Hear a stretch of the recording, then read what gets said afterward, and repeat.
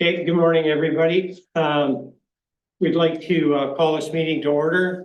We'd like to recognize that this meeting is being held on the traditional territory of the Lillooet Nation. I have an approval of the agenda, please. Moved and seconded. Call the question, all in favor, opposed, motion carried. Thank you. And now we go to number 3, regional moment, area D. We don't have one today. Oh, I talked to staff about this yesterday. I have something in line that I want to do at some future date, but it concerns the new village at Britannia and the commercial area, and I want to wait until a few more places are open so that we can have we're making a little video, and so we can have a full picture of it rather than sort of jump in and do a half one right now. The grocery store's open, lots open, the ice cream shop's open, waiting for a bakery, new restaurant, childcare's open, so not long. so how many businesses total will be there when it's complete? I don't have that number off the top of my head, but I would think close to 20. Wow, very nice. That multi-use space will hold a bunch just to itself, right? Like that middle building, we've got No, that's going to be a restaurant. Oh, it's going one of the earlier tours, it was a multi. They looked at having, I think, 3 separate outlets. They were looking at 3 types of food, like a food court kind of idea. And that, It's all going to one, that's cool. yeah, it was going to be too expensive to set up 3 kitchens, I think, and the individuals that were approached. I'm not sure. I'm not privy to the discussions and so on, but it didn't work out. And so now it's going to be one restaurant. Is the childcare? Yeah. On the list of things in there? Oh, great. Yeah. Okay, well, let's move along here. There's no closed. And do we have the delegation? We do. Ruth Simons is joining us. I'm just letting her in.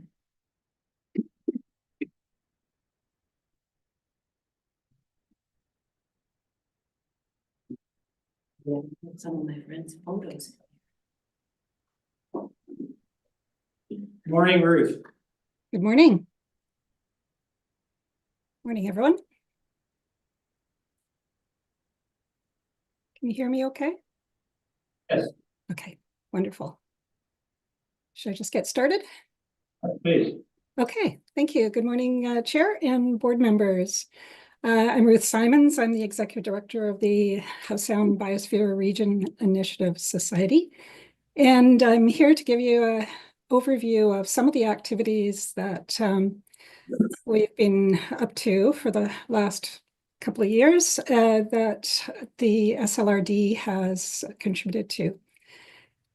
And so I would like to start off with just a reminder for the SLRD board, if those that were not aware, there was an MOU signed in September 2023 with our organization that had a number of items in there as to ways in which the SLRD would support the principles for cooperation, which are the foundational document for the Howe Sound community forums that we organized and are taking place the next one on Friday, but also to support the efforts of our UNESCO Biosphere region. And so that's sort of the context. It was signed in, as I said, September 23, and I will carry on, if with the next slide, please, to just highlight some of those activities that were stated in the MOU that we think have been going very well. And thanks to the support that we received. So one of those was to promote with pride the UNESCO designation. And thanks to Director Rainbow, we have now signage at both Britannia Beach and at Furry Creek. We worked on the wording. And this is some of the nicest, these are the nicest signs that we have. They're very permanent. And so as visitors come to these places, then they will remember this legacy of the UNESCO designation. The other is, and we're always continuing to look for ways to help inform people that the Akatsum Howe Sound Biosphere is Canada's 19th UNESCO site. And the other Nechitmut Unity Plan was also partial funding from the SLRD to help in the development and creation of this document, which is an important document for our biosphere going forward. It's a work in progress, evergreen document. It has many goals and priority actions in there. And our third roundtable, multi-sectoral roundtable is meeting next week, actually. And we'll report back in more detail very soon on some of the outcomes from that. But everything's transparent and it's available on our website. Some of the other items in the next slide, please, was to offer support to facilitate educational opportunities and beneficial projects.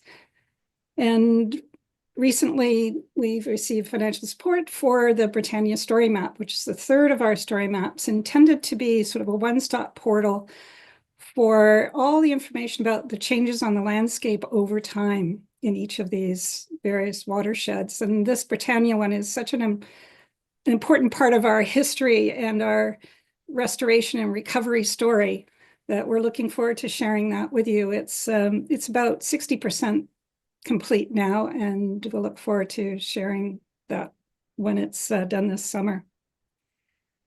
We have already completed one on the McNabb Valley and the Squamish Estuary, and more to come. Next slide, please.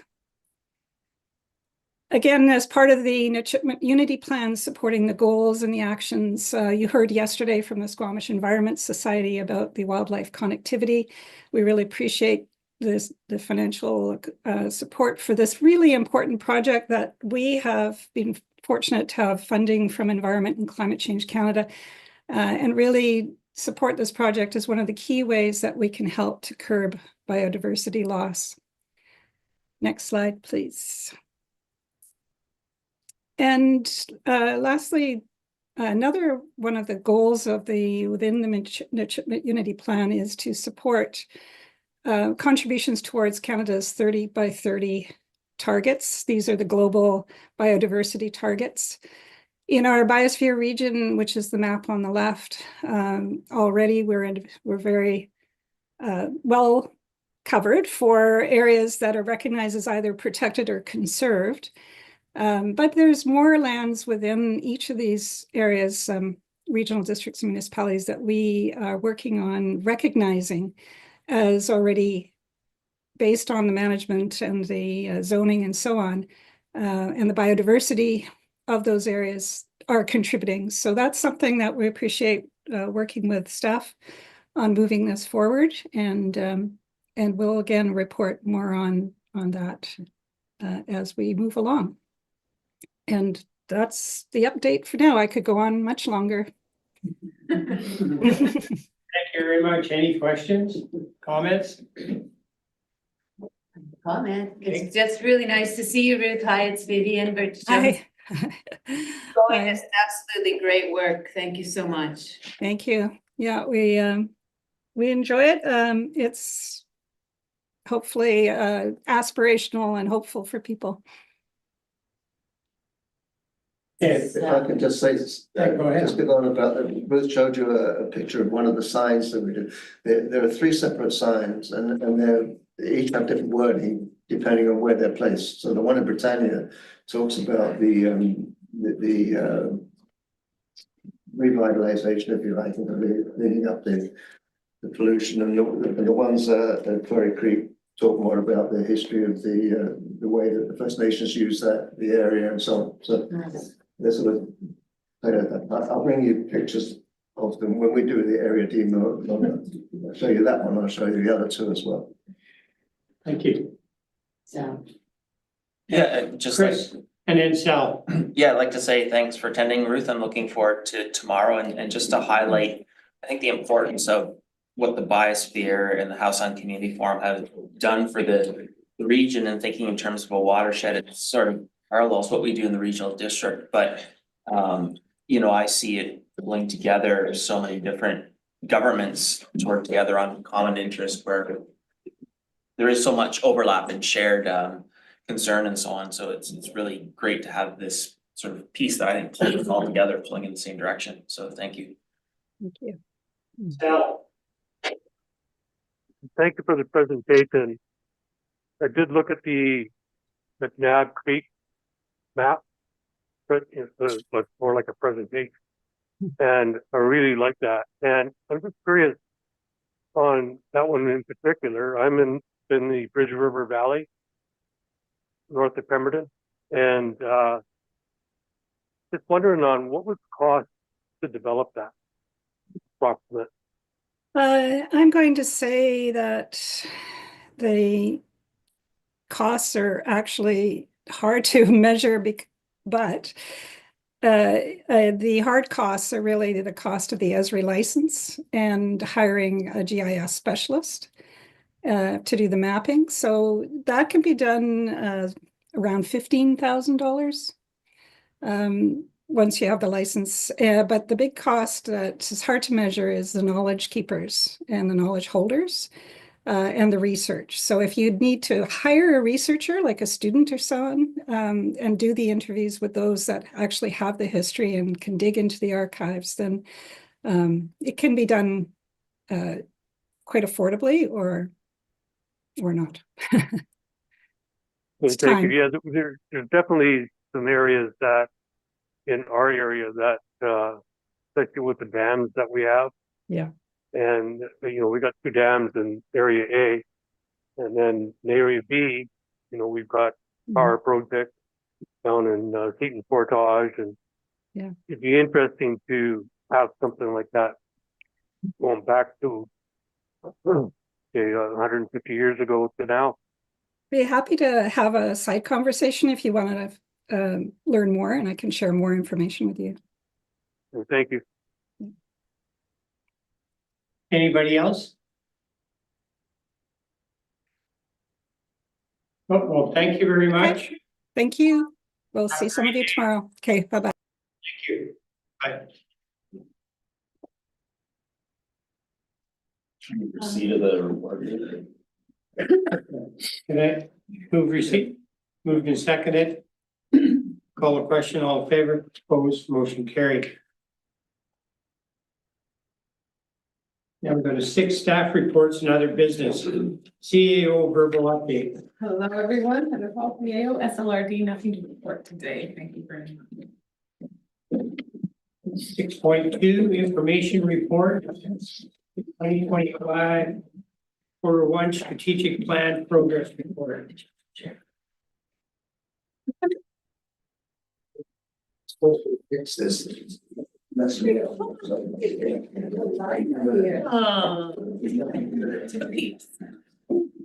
Yeah, it's my information. Oh. Yeah. Sure. That's why I should switch it out. These chairs are quite short. Hello. Hello, everyone.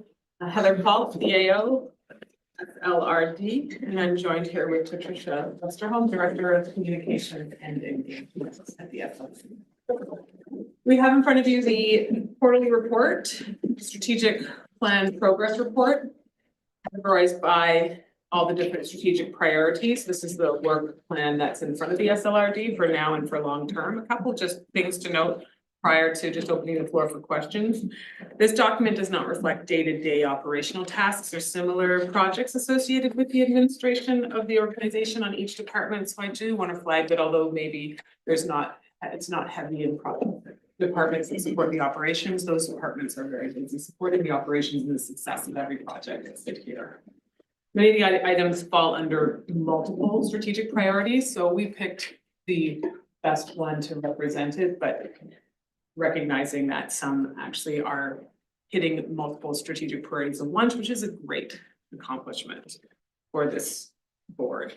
I also want to say that further to support that, you will be seeing updates to reporting templates overall coming to the board. And included in them will be flags for each strategic priority. So the board in the moment at decision making is understanding when, what project and what report, how it aligns with the strategic priorities and which ones, if not one, then many. Some longer term projects targeted for 2027 and beyond may not be in this, but they will be showing up in future reports. And from that, just a couple of highlights from the report. To note, 15% of the projects were flagged as completed in Q1. 20% of the projects are delayed or not yet started. 78% have projected to be completed this year. 42% are considered work for the overall region, and 35% of the projects fall within the strategic priority of responsible governance and service excellence, which looking at other regional districts does track. Thank you very much, and we're here to open up for any questions. Any questions from anyone? Yes. Just one on page 22 of our package, Tiger Bay rezoning adoption. Timeline says Q4, but the comments mentioned Q2. And I'm wondering if that's talking about different parts of the process or? I have the only report in front of me, so do you know what page or under what strategic priority, so I can go to it? At the top of the page? Responsible governance and service excellence.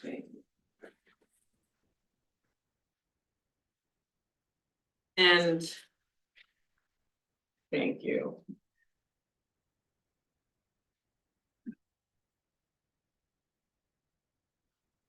Q2 2025, thank you. I think that that's either a typo or it's more of a long-term planning for adoption of that rezoning with different things changing in the moment. I can actually refer, we have staff here to answer questions too, so I'm happy to defer to Ms. Dewar for that question.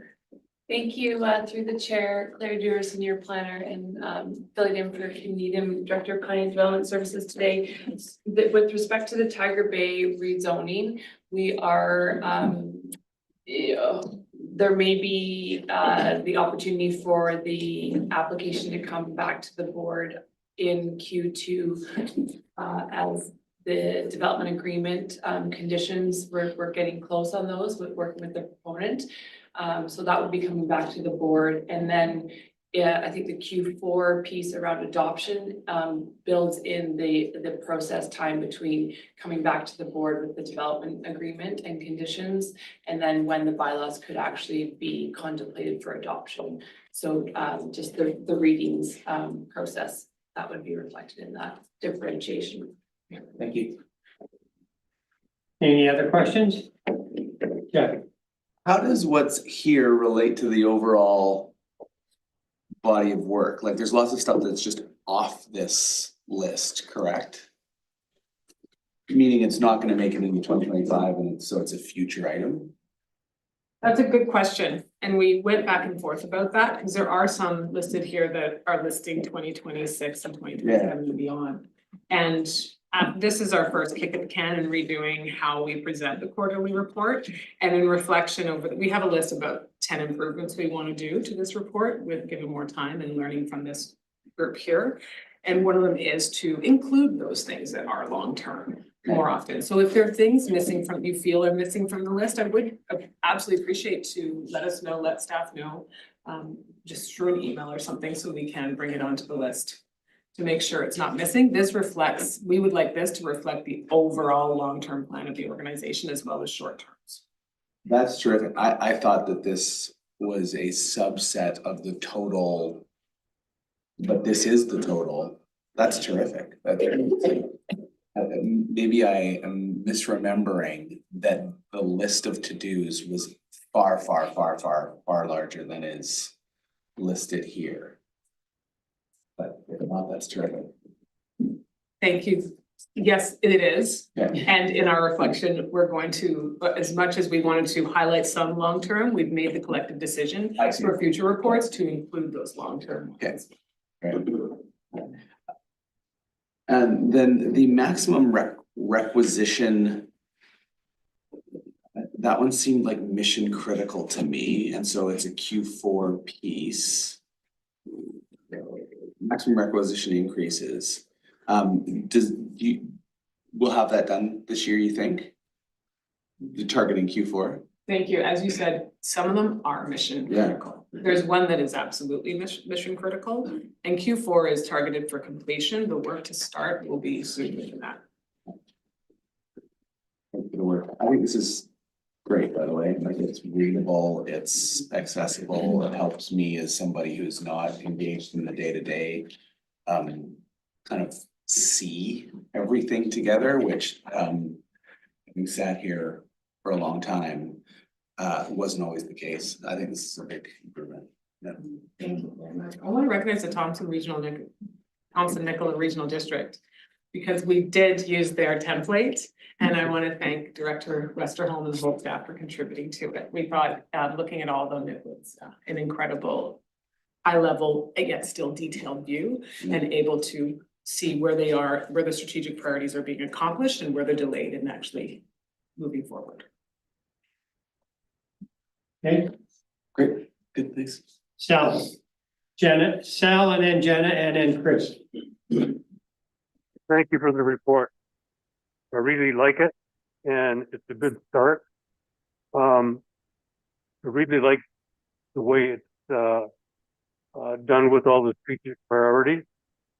And, you know, that's one thing I've mentioned in the past is, you know, having a column for which strategic priority each task is. This is done even better, and I like that. The one piece that's missing is the fuel, is all the other tasks that were always at the bottom of the previous ones that weren't prioritized. And I don't know if that's part of the plan. You said there's some changes to this, but especially for the electoral areas, was that items that were never prioritized. Thank you. Jenna. Hang on, do you have a comment then? If I could answer. Answer Sal's question. Feels the fuel is missing. The plan is that this should reflect those larger items and smaller items that are in the fuel when it comes to project-based items. Some fuel items are more operational. We have a number of fuel items that are just sending checks, and they move through so quickly through the system when it comes to grant funding, et cetera. We wanted to bring this up to the why and the how to the board, and not the do and the what when it comes to the everyday, the task checklists. We are, however, looking at how can we surface to the public those motions that were public that can be just looked at from our website, seeing a list of all outstanding motions or motions that have been completed. We are looking at technology for that. Our goal is to limit the burden of staff administration. If it increases staff administration and doesn't bring incredible value, then we ask ourselves to what end. So it's that toil versus value. Our hope is that a piece of software that we currently have is going to be able to do that for us in a really easy way. We cannot make any promises right now. It's something that we're looking into in the long term. Our hope is that the question being, does this satisfy the board at the moment, or do they need more granular level reports and lists of the fuels? Our feeling as a team is we hope that this will meet it and limit the administrative work. Thank you. Jenna. Thank you. Through the chair, I think that this is a great format. As others have said, it is readable, it's approachable, and I really appreciate it. I am curious about that line of like where some of the operational tasks get drawn. And so there are still some that are listed here that I feel are operational in nature, like the one that Director Compton just mentioned in terms of tax requisition increases. Like we do that on the regular, I think with every budget cycle when a service area is identified that it needs an increase in tax requisition limits. So whether that's just my misunderstanding on that particular item, but I still feel like there's a few in there that feel kind of operational in nature. So I'm just curious how we draw that line, or if you want some specifics on where we should maybe be pulling those out. Thank you. So for I think we probably could improve the wording on the tax requisition increases. It's not the overall annual budget requisition increases that we try to avoid, but sometimes have to do.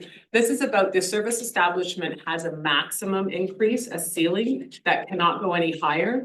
And in order to increase that ceiling, it is a lot of work and it is a project because a lot of it needs to go to public for public feedback and approval. And that's why this is surfaced here. It's actually an incredible amount of work for the finance team and other teams to administrate and make that happen, which is why it's here. So it's not the annual increase, it's a bit of going to the people and asking and requesting for that approval. You are absolutely right. We had moments working together of, is that ops? Take it out, should we keep it in? Sometimes it's something that might feel like ops is surfaced because it's questions that continuously come to staff from elected officials. And we feel it would be best served to put it here so that everyone has that update and avoids those phone calls. Okay, that's helpful. And then my other question was just going to be on like quarterly updates. Some of these projects are really big, are ongoing. Does quarterly feel burdensome from a staff perspective in terms of actually being able to demonstrate progress on a lot of these, or does that still feel like a reasonable amount of time to pass before we come back for updates? I know I always say thank you for that question, but thank you for that question. I would like to say, can we see how this goes? Because I feel like it's also an incredible exercise for us as a team. And I would like to say, let's try quarterly and see how this goes. If that helps, if we're all yeah, I think that's a good place to start, but I just want to recognize your previous comment of like making this, yes, we want to be transparent and surface, and we also want to give you the time to do the good work. So let's make sure that the reporting is not too heavy.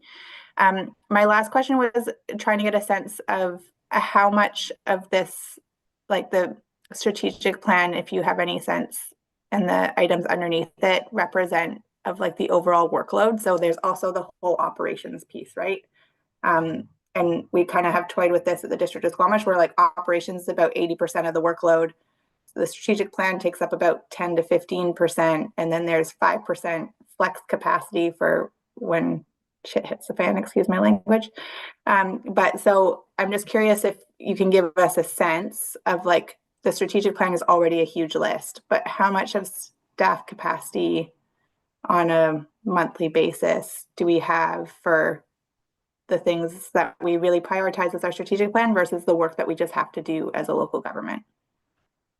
Thank you. That's a great question. And it's something that's different for each department. And it's also something we flagged. There's a few data points that aren't here that we find really interesting that we're wanting to flush out a little bit more in the future. And this is a good start. So I could say that I couldn't answer that fulsomely now, but it's one that we are in discussion about how could we and what do we want and what's our limit.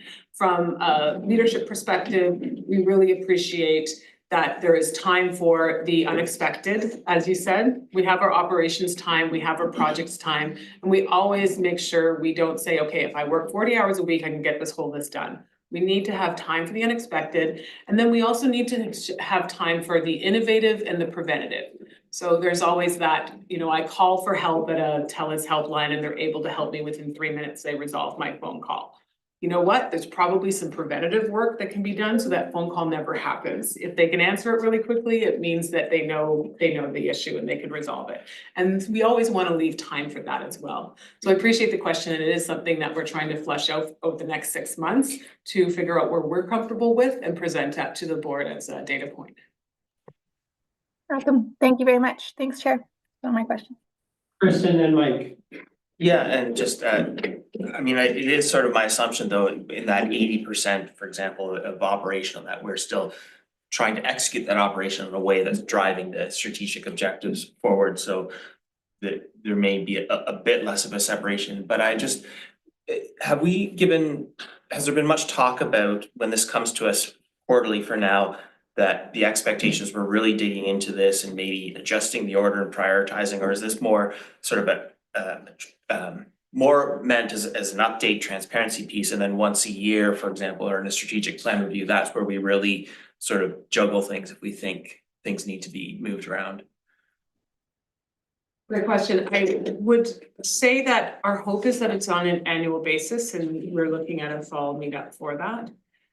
However, I do realize maybe sometimes it isn't reflected, the priorities of the board, and I would leave this group to decide how they would want to approach that if they feel something here has been deprioritized.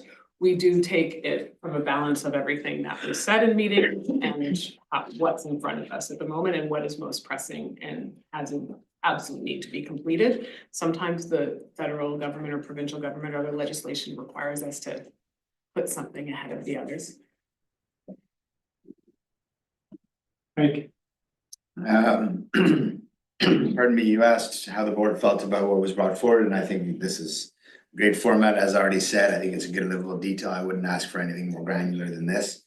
And I had the same sort of concern around, you know, quarterly reports getting in the way of you actually doing the work. I love the level of thoroughness and detail, but I had the same concern. So happy to hear you'll give it a try and see how it works for staff in terms of the frequency. But I love what you brought forward. So.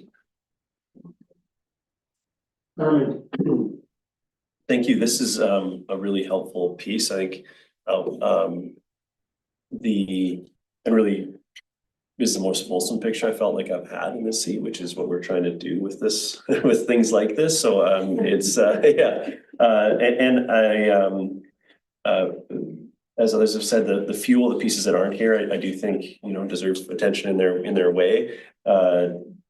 Just in that future area that is in some ways for us to work on together to pare that back to make sure that just things that we could be actioning are there in a reasonable time frame. But I really appreciate this. I like the format, and my hope is that it's easier to maintain than create, because now we've got something we can work on refining that, and so hopefully this isn't an onerous lift, but I think has already given me some more clarity as to what's happening and what the challenges are and the timing and so on, which is really useful. So I appreciate that. I would say the first part of the which is maybe the staff report, not the report itself, is some of these statuses like the percentage in progress or completed, or I find always hard in having consumed many reports like this, really challenging, because sometimes is it a gross number of tasks? Is it how much work they represent? And like it's hard to, I don't know how useful that graph is, although I know throughout the year, we're going to see the pie chart move with a higher level of completion. So maybe that's just helpful by itself, and you compare them quarter to quarter, but one task that is like forwarding on some funding that might advance the goal is that as much as impactful as that one thing feed into this versus something else that is very onerous, just gets the same weighting in that scale. So I don't know how useful that is. I don't know. I think we need to be standardized so you can compare quarter to quarter, because it would be nice to see these pie charts move around as we're accomplishing things. But maybe that's the value. But as it sits here, I have a hard time rationalizing what that actually represents.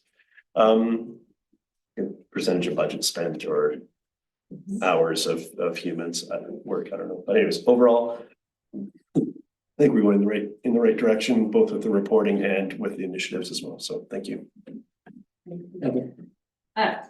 Just jumping off that, I do want to point out some of these reflect many hours and weeks of work, and some of these reflect minimal amount, everything in between. So you're right, they don't carry the same weight. We do want to balance again that data over analysis paralysis with what's bringing value. And we asked ourselves the same questions about the graphs. We had other graphs to share and we went, okay, let's not. Graphs are flashy and fancy, but they can also be cherry picking what you'd like to highlight. We'd like to be very open and transparent about what's going on. So thank you for making that note. There are items in here that are huge and 5 multi-year projects, and there are some that will be accomplished over the matter of a quarter. They both bring value. I think, I know that thoughts went into every choice in here, so I think that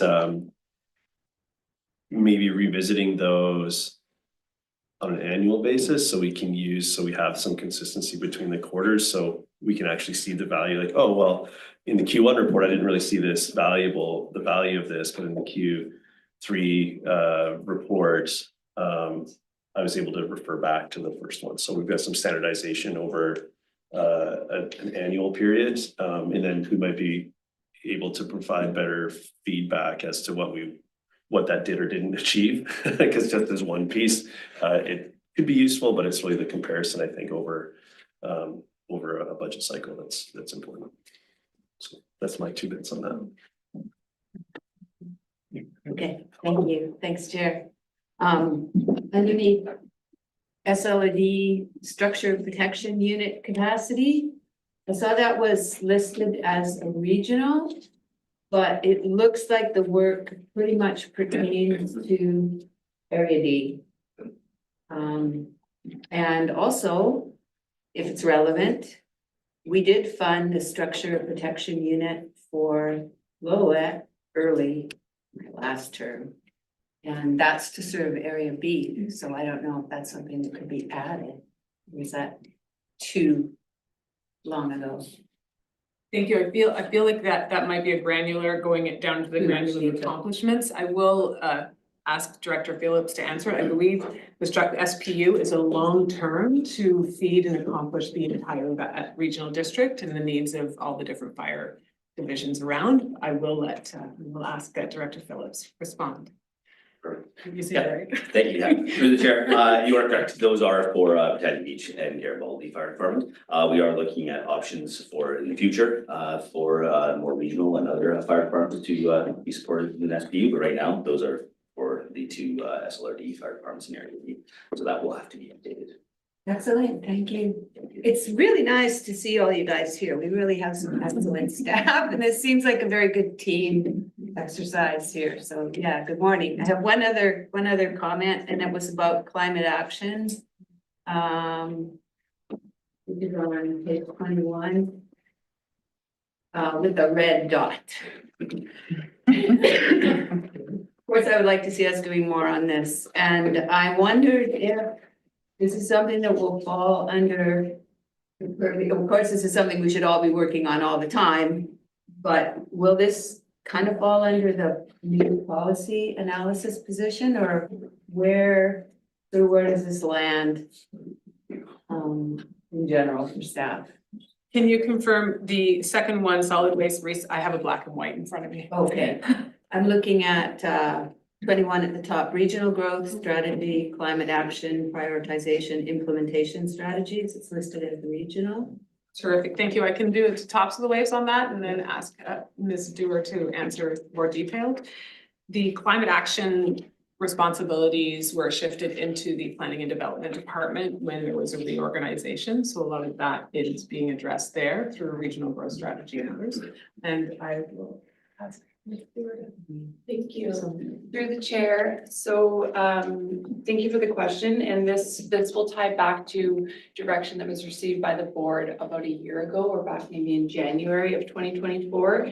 There was a direction was received that staff pursue the integration of SLRD climate action framework within the SLRD regional growth strategy and RGS review consideration in 2024. And as we, the first step in that climate action implementation piece was updating the regional growth strategy as part of the RGS review, where we looked at the climate action goals and strategic directions, and those have now been updated, and staff will be turning our minds to working with the board to prioritize those strategic directions, and then looking at implementation of those pieces. And the idea would be that would be how we are using and looking to our local government climate action funds, and sort of being more tying that process to our regional growth strategy, climate action strategic directions, and the work of the board is prioritizing through that. Thank you. My question goes, just clarification from Mark. Those SPU trailers, are they are they able to be deployed throughout the regional district if need be, like, so they're stationed in Britannia and Garibaldi. But if there's no action going on in those areas, but there is elsewhere in the regional district, can they be deployed to those areas?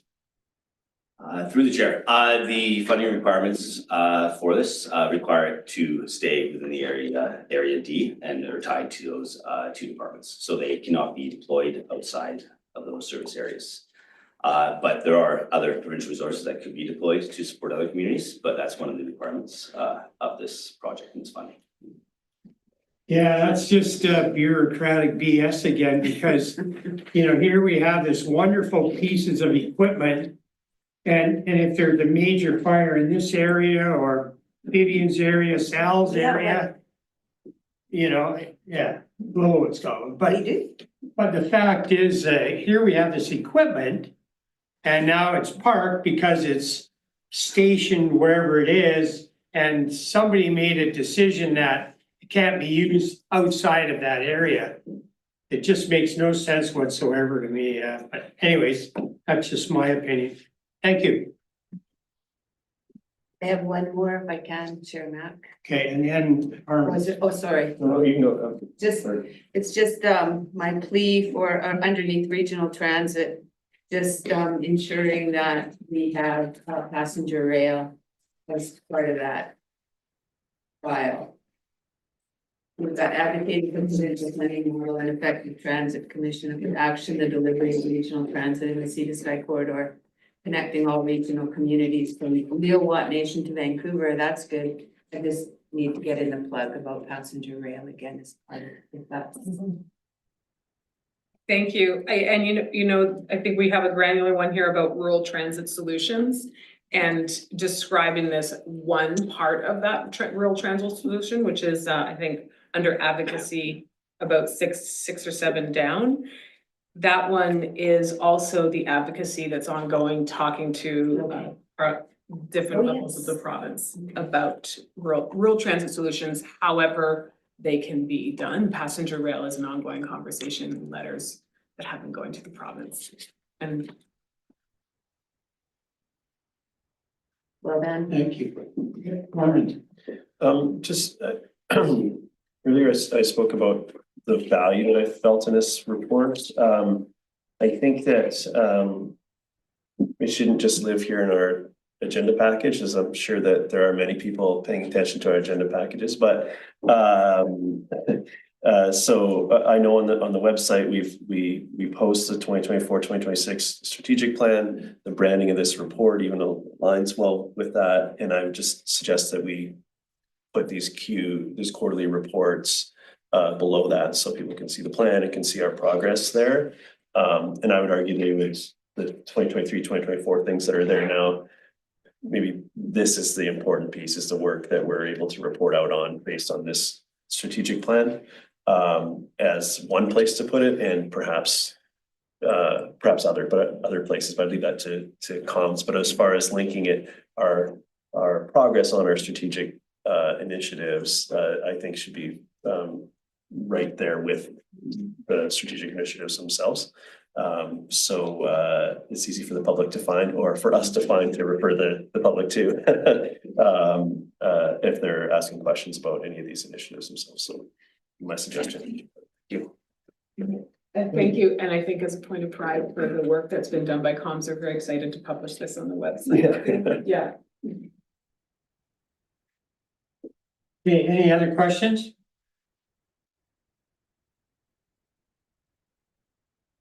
Thank you very much. A motion to receive with pleasure. A motion to receive moved and seconded. All question, all in favor, opposed, motion carried. Thank you very much. Thank you. 6.3 information report, solid waste and resource management plan and 2024 waste diversion update.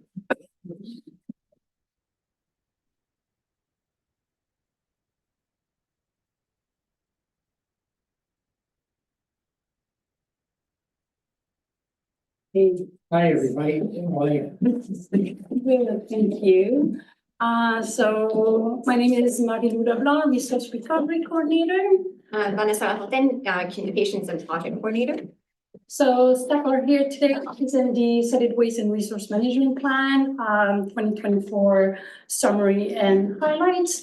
So the report provides an overview of operations, waste volumes, diversion efforts across the SLRD, and as well as other facilities in Britannia Beach and Fur Creek. However, to keep the presentation concise, we'll not be covering the details of each area. Next slide.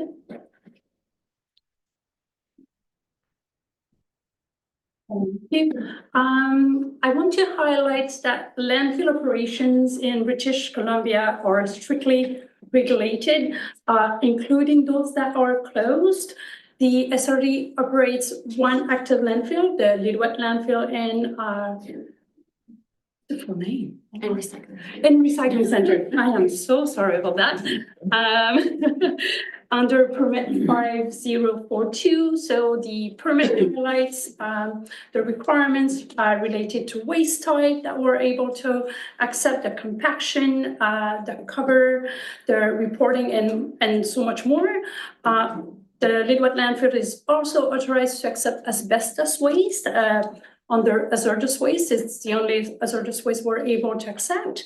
In addition, it runs a yard waste program in compliance with the organic matter recycling regulation, or short for OMAR. And the SLRD is also responsible for 2 closed landfills.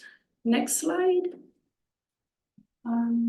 In Goldbridge, we have the Goldbridge septic trench. The SLRD manages the septic trench. We have a permit that allowed a maximum annual discharge and reporting requirements. Staff have submitted a request to increase the annual discharge capacity and are currently still waiting for a response. In the meantime, we operate under the existing permit condition. There's also 3 transfer stations that the SLRD manages in Goldbridge, Devine, and Pemberton, as well as the curbside collection program in Britannia Beach and Fur Creek. Next slide. So this is good news. Basically I don't know if board recalls, but back in last year when we were looking at the 2022 rate, we thought was quite unusual, like the drop that we saw. So in 2023, the trend is consistent. We keep continuing looking at a drop in terms of rates per capita. There's few reasons that could explain it. One is the resort municipality of Whistler population equivalent that we account for. So basically, Whistler population is a little bit under 14,000 people, but we add almost 27,000 people as per the population equivalent.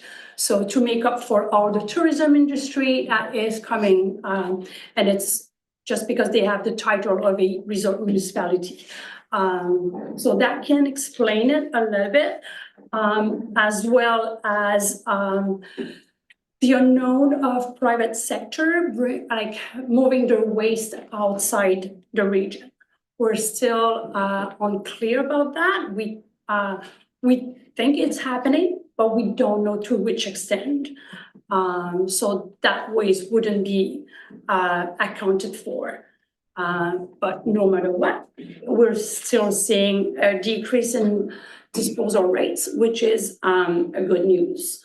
And we're hoping to get better knowledge in terms of where the waste goes as part of the Solid Waste and Resource Management Plan update. Next slide. This is just to present an overview of the waste per capita that goes to each landfill. So the blue line is the SLRD in overall. And then the orange line at the top is the waste going to Lillooet landfill from area A, B, and district of Lillooet. It's always per capita. And the yellow line is the waste going to Squamish landfill from Area D and District of Squamish, while the gray line is the waste going to Callahan Transfer Station from Area C and Resort Municipality of Whistler. So the slide is to represent the gap between diversion options that are available in the south of the SLRD versus in the north, and the financial capacity that we have in the north, and just not as many options in the closed area.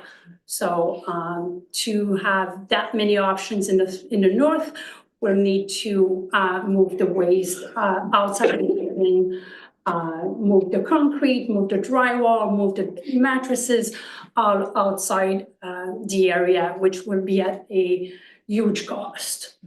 But I just wanted to present the difference between when we don't have as many diversion options as other areas.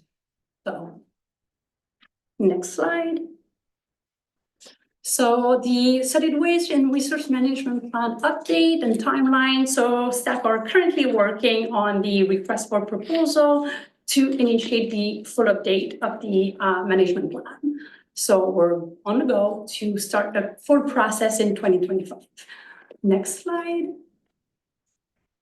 And we're focused on the 2024. So basically in 2024, we, in Goldbridge, Lillooet Landfill, and Divine, we hired 3 new contractors, which is going well, and we're successful with all those 3. So we're really happy with that. We increased training, including invasive species training specifically, and just like staff training that comes with new contractors.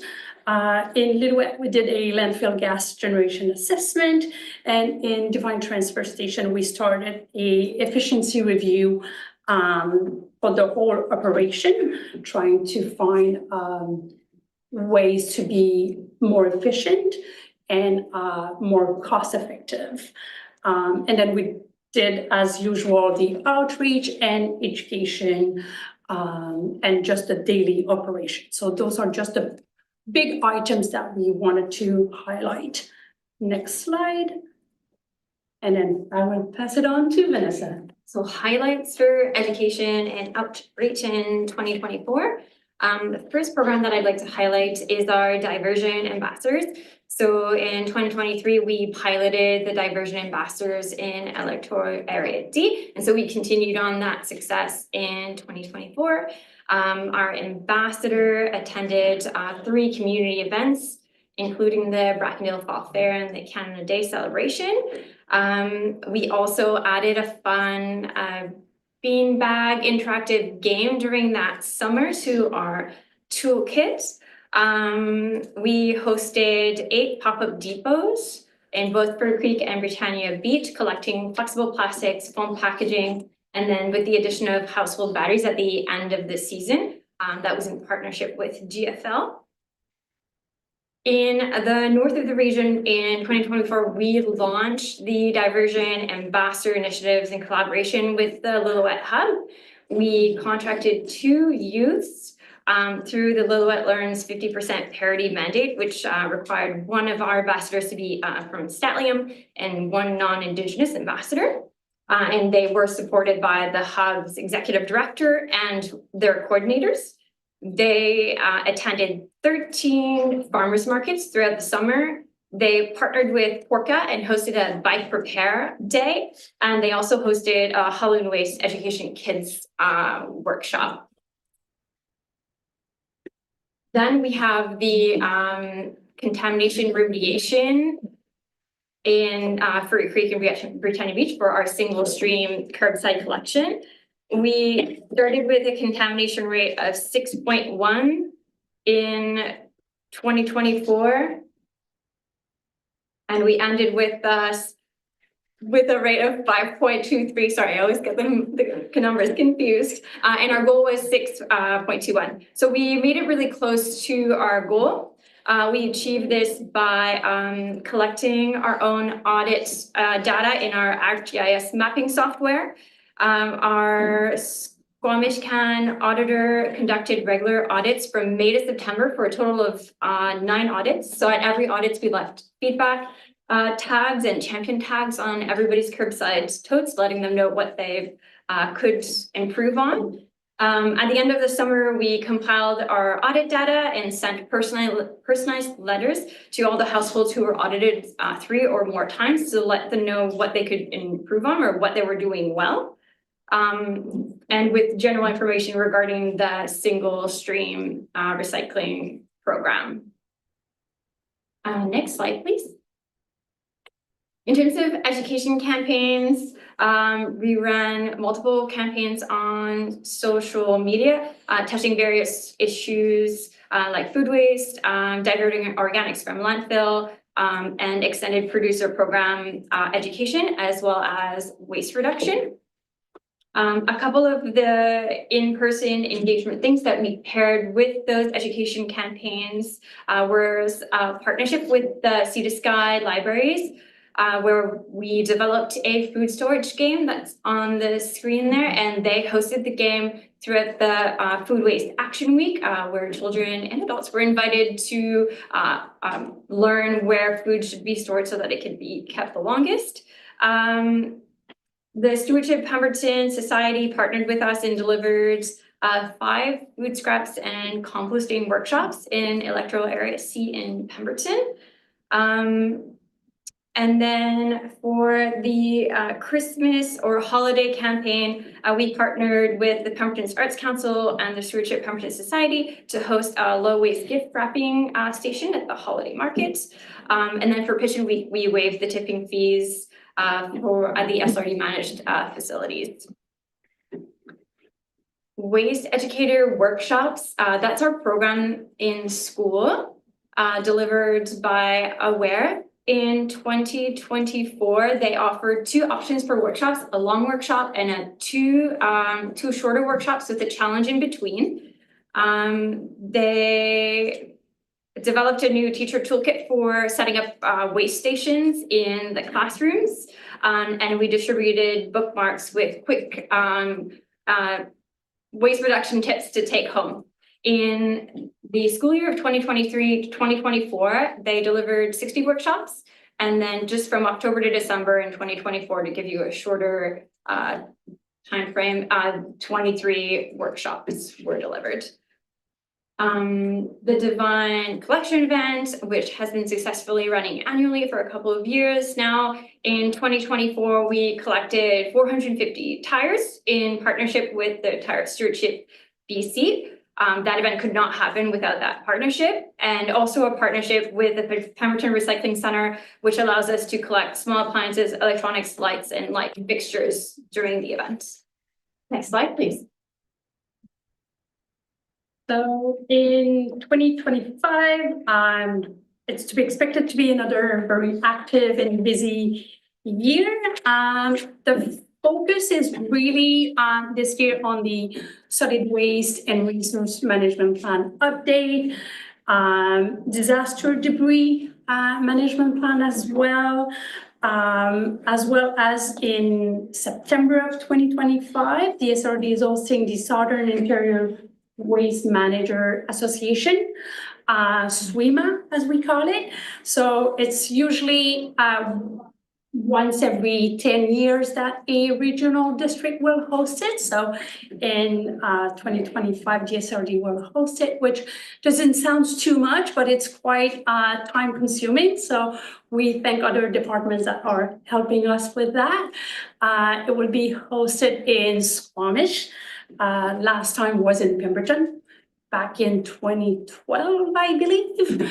And then the focus will be on organics as well, trying to increase organics, divert more, find different ways of increasing the diversion of options and diversion rates within the SLRD. I would like to speak to your 2025s. Yes. For 2025, we're going to continue on the successes of 2024 in all areas and all the initiatives that we spoke of for the 2024. Next slide. So yeah, this is just a reminder of the current focus and looking ahead, construction and demolition waste. We all know it's a huge part of the amount of waste going to landfill, multi-unit residential waste solutions. 2 years ago, we developed, based on Western and Squamish plan, a technical guideline for those waste room. Multi-units, also known as multi-family units. And we want to try to push forward and move forward with more diversion and just further expansion around organic. Because it is a huge item going to landfill that can be diverted. So yeah, that's a wrap up of 2024 and a small look of 2025. Any questions? Lori? And then Tony. So thank you for the report. It's an incredible amount of work that you do. It's just, so I was just gonna give the board an update. Over the last couple of years, I guess, we've had a contractor change at the Lillooet landfill. And the staff did a lot of work on that. The board did a lot of work on that. And so as an update, the new contractors are in place. We've had nothing but good reviews on them. They are efficient, they are clean, pretty much odor free.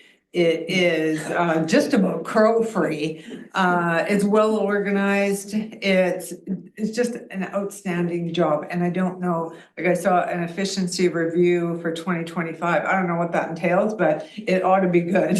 So I just really want to thank everybody for all the work they did, because I know how hard it was for quite a while there. And, you know, there's yeah, I just won't even get into that, but that, you know, it is just, people are so happy and the community is so happy with that. And the guy that works up there, Jason, the contractor, he is just doing such a good job. And further to that, the staff member that works up there is now feeling really supported. She's loving her job. She's happy.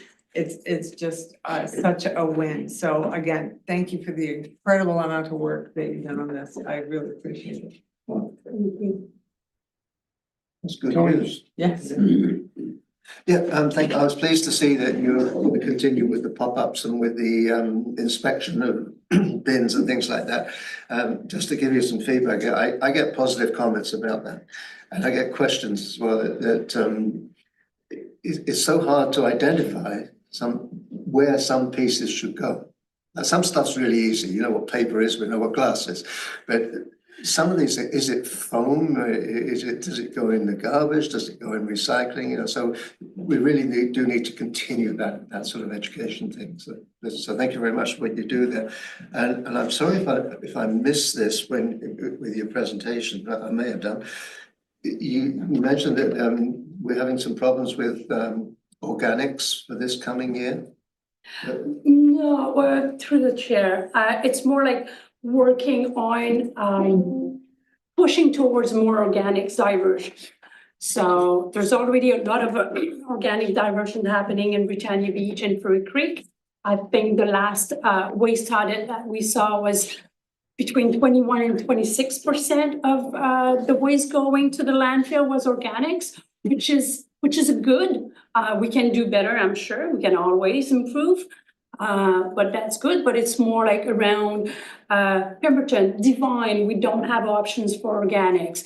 Lillooet area A, B, there's area B and District of Lillooet, we have yard waste and clean wood waste. In area A, we have clean wood waste, but not more than that. So it's more for staff to see if there's any options that will be cost efficient to be able to bring more organics or push more around organics diversion.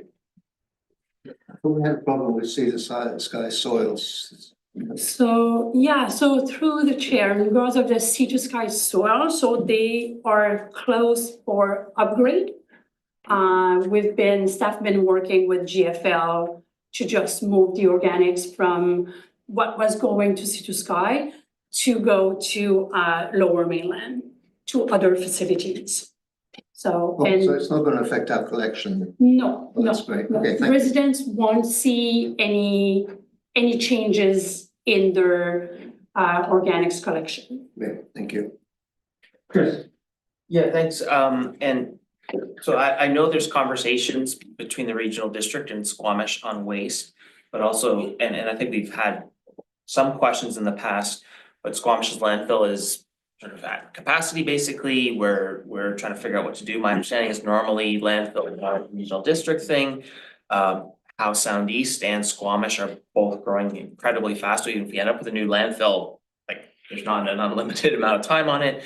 Whistler has landfill needs. And so while I'm clear that there's some conversations, it's not clear to me if there's like almost a task force sitting down, like, what do we do here? And so is that happening, or is that something that would require board direction? Or I'm just wondering if you can. Through the chair, I will be very, very honest. It should be happening. Staff haven't been having the capacity to move that further and along, but we should be sitting at the table at least 3 or 3 times a year with member municipalities. What I found when I started with the SLRD was an old map of all potential landfills, and almost all the potential landfills are now built. So, but yes, it is something that Vanessa and I discussed, and it is a good reminder, thank you, that we will be putting an agenda together and get that meeting back on the table 2 to 3 times, and if more, we'll sit down more to really see of a regional options for waste. So for clarity, then you're gonna come, you do plan to tackle this, you'll come back to us with what we need to do as a board, or do you need the board to do something sort of now to kind of make this happen? Yeah, through the chair, I don't think I need a board direction now, but we will definitely come back with further requests or conversation and information report to the board for the next steps. Yeah, my question, just clarification, where are we at with the land tenure in the Divine Transfer Station? Through the chair, sorry if I laugh. We applied for the tenure back in 2020, if I recall correctly. I have not heard back. Last time I reached out to them, we were still in the queue. But thank you for that question. I'll make a note and I will ask them again. Yeah, because we do have money put aside to modernize the the recyclables and all that stuff. And so the longer these folks take, the longer we're going to be stuck in the situation we are. I mean, they do a wonderful job. The people you have working there, these people and the previous ones I think they do a great job. But it would make their life a lot easier if it was a little bit more modernized. So please try to get somebody moving on this. Thank you. Yeah, thank you for your report, and I'm not sure what ICI stands for. I went Intensive care, infant. Industrial, commercial, institutional.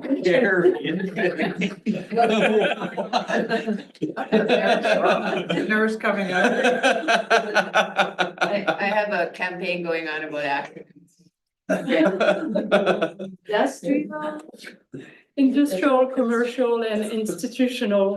Thank you. Thank you, we are, yeah, we do have a lot of jargon in ways.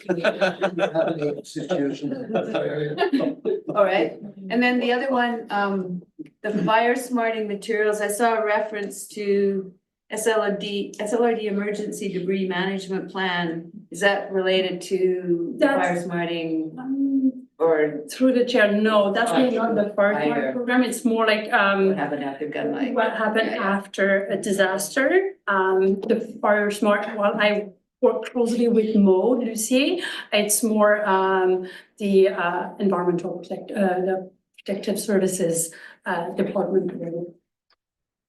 Thank you, but that made me think about, I know last year this fire smarting program ran out of money to fund the free tipping, and so I put some area B funds in there. I'm assuming that was used up, but regardless, I was very happy to support that. It meant stuff going to the landfill, not the bush, and so remember that if we have another season similar. Yeah, I think those are my questions. I appreciate the report, thanks for. Jana, then Sal. Thank you. To Viv's comment, my infant does produce an exorbitant amount of waste for the tiny being that he is. But he maybe does deserve his own category. Thank you for all the work and the update. There's so much going on this file. I do appreciate the regional nature of this. I feel like there's some friendly collaboration and competition. It's a little bit disappointing to see how much lower Whistler's numbers are compared to District of Squamish. But your comments about how, and sorry to pick on Whistler, but like how those numbers are calculated because they're a resort municipality. Waste is waste, and we have to manage it one way or another. And so why are we not accounting for tourism waste that's produced through the corridor? When we account for all other types of waste, whether it's industrial waste, construction waste. Yeah, through the chair. So it's all accounted for. What we don't know if it's some private sectors are sending their waste outside the region. Okay. Like the 27,000 people that we add to the Whistler population for the population equivalent for the tourism industry, it might not, like the amount of waste that we're receiving within the regional district might not be aligned. So that's why I mentioned it. Can I just clarify? So not necessarily all businesses are sending their waste to whether it's transfer stations or landfills within the district. Some of them are directly sending outside. We assume so. We don't know for sure. That's our assumptions within the region between Squamish staff and Western staff. We just don't know the extent of it. And that's why the idea of reviewing those data and finding a way to better understanding those data through the solid waste management plan update, we're really hoping to have a better understanding. Okay, that's really helpful. Thanks for the clarity. Sal. Thank you for the update, excellent update, and as Director Hoppel stated, I have used the little landfill a few times. I've actually gone over the scales for the first time last year of all the 50 odd years that I've been up in this area, and it has really changed.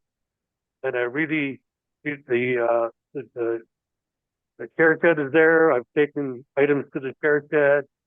I take a lot of my recycling there. We don't take glass at the Goldbridge transfer station, so I take it there. And the improvements are definitely noted. They've actually got the compactor now for the cardboard in the building. And it basically take it and put it right in it. And it gets compacted right away. We made a huge improvement there.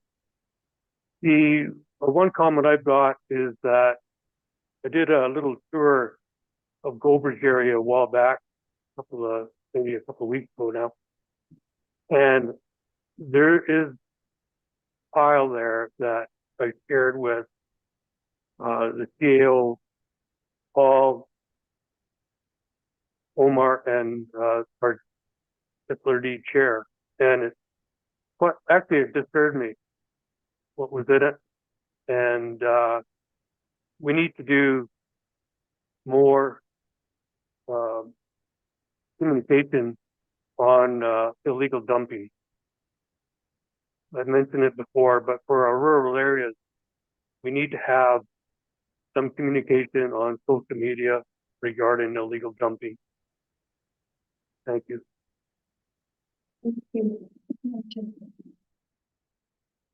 You know, one thing we did a number of years back in Area C, we put those no dumping signs going into subdivisions throughout the area at the head of Forest Service roads. And fortunately, they're all still there. Nobody's touched them. So I think that and say like going into Birken and through that area, Divine, when you go across the bridge, the sign's right there. I mean, it's very, very noticeable. So I think that's actually has worked out really well. So that might be something to think about elsewhere. Thank you. In the documentation pictures I sent, I actually shared a sign that was there at that same spot was removed going back. So maybe 8 years ago, that sign was there. Through the chair, making the no dumping sign can be something that we can do quite easily. So what I can do is reach out to Dr. Demir and look at the number of signs. And if it fails years ago, it doesn't mean that we cannot try again. So can always try that and try more communication on social media for sure. There's a few campaigns around no dumping and like camping responsibly and all of that, so that we can use. And we can definitely get some no dumping signs up in the area, your area, so we can try that as well. Well, thank you. Thank you. Just to follow up on that, yeah, that would be appreciated. More communications on that. In Area B, we probably would be really a beautiful gesture, at least to reach out to some of the Northern Statliam communities and ask if they would like some, as I see there's, you know, various handmade signs tacked up here and there, maybe they would like that. And particularly, we've got lots of people who could give the right language for that. And that reminded me that we don't reference the Statliam communities when we're talking about who we're serving with the Lillooet landfill, for example, and I think we probably should. And yeah, thank you guys. It's fantastic work. Yes, thank you very much. Any other questions?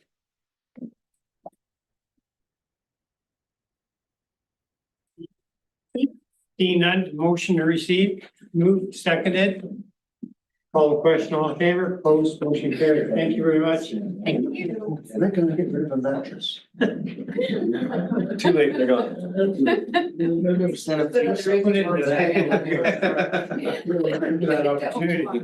Look at this.